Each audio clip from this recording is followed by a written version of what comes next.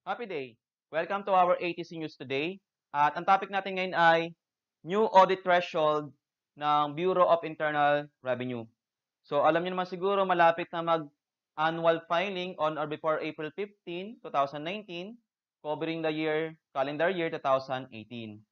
At one of the requirements sa attachment ng ating annual ITR ay yung Audited Financial Statements o yung tinatawag na AFS. Ngayon po, effective January 1, 2018 or for the calendar year 2018, because of amendment introduced by our train law sa ating tax code, dati 150,000 pesos. Quarterly sales or gross receipts, required ka po magpa-audit ng books of accounts mo at bibigyan ka po ng CPA ng auditor's report at yun po yung i-attach sa financial statement, i-attach together with the auditor's report dun sa ating annual ITR. Ngayon po, hindi na siya 150,000 pesos quarterly sales.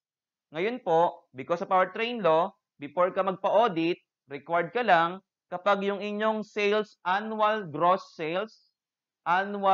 receipts ay papalo ng exceeding 3 million pesos. Doon ka lang required magpa-audit. Ano pong legal basis natin? Section 232 po, 232. Yung mga participant po namin na Baguio City na una pong nakakuha nitong materials natin, babasahin po natin dito. Under Section 232 of our Tax Code, Paragraph A, provided that corporations, companies, partnerships, or persons whose gross annual po, hindi na po quarterly. Before train law, quarterly. After train law, annual na siya. Annual sales, earnings, receipts, or output exceed the 3 million pesos. O, kapag exceed po ng 3 million pesos, yung inyong annual gross sales, gross receipts and output or earnings, required po kayo magpa-audit ng books of accounts. Okay? Ngayon po, kung hindi naman kayo pumalo sa 3 million annual gross sales, gross receipts, hindi po audited financial statement ang ipapasa nyo. Hindi kasi tayo required, hindi tayo mandated under Section 232. Ang meron lang po tayo, financial statements without audit. Ngayon po, kung hindi ka required, kasi hindi ka naman lumagpas sa annual gross sales, gross receipts na 3 million, hindi ka required or mandated magpa-audit ng books of accounts mo sa independent CPA, optional po. Optional kung hindi ka required. So, kung financial statement lang ipapasa mo, pwede kang mag-optional, magpa-audit ng books of accounts mo, even if hindi ka pumalo or lumagpas sa annual gross sales, gross receipts na 3 million pesos. Ngayon, itong sinasabi ko pong annual gross sales, gross receipts, applicable din po yan sa individual taxpayers.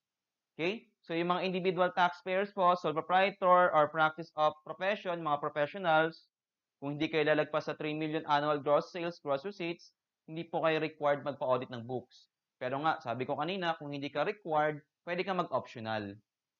Ngayon, yung mga corporate taxpayers na nakaregister sa SEC, katulad po ng company natin, ATC, nakaregister po tayo sa SEC, wala tayong takas.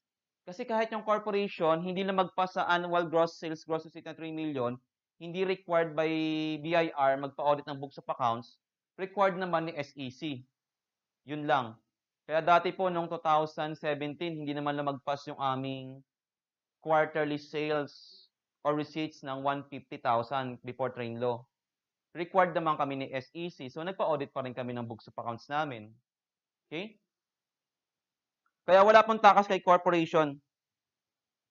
Hindi ka nga required ni BIR kasi hindi ka na magpas ng 3 million annual gross sales, gross receipts. Required ka naman ni SEC, wala ka pa rin takas. So sa mga corporation po, required pa rin magpa-audit ng books of accounts. So applicable lang po itong yung ating threshold in bottom line sa individual taxpayers. Kasi hindi naman nagkapasa ng FS sa individual taxpayers sa SEC. Okay? Under po yan ang Section 232. Starting 2018, because of our train law, ang new audit audit threshold natin ngayon, before ka magpa-audit ng books of accounts, before you will be mandated or required to audit your books of accounts, at ipapasa mo kay BIR as attachment to your FS, together with the annual ITR, 3 million na po. Under po yan ng Section 232 ng ating tax code. Yung mga participant po natin sa Baguio City, page number 64 lang po. Okay? Maraming salamat po. If you have further questions regarding our topic today and other topics, kindly message us on our Facebook page, contact number, and email, and in our YouTube. Upload natin sa YouTube to. Maraming salamat po. Be educated, be empowered.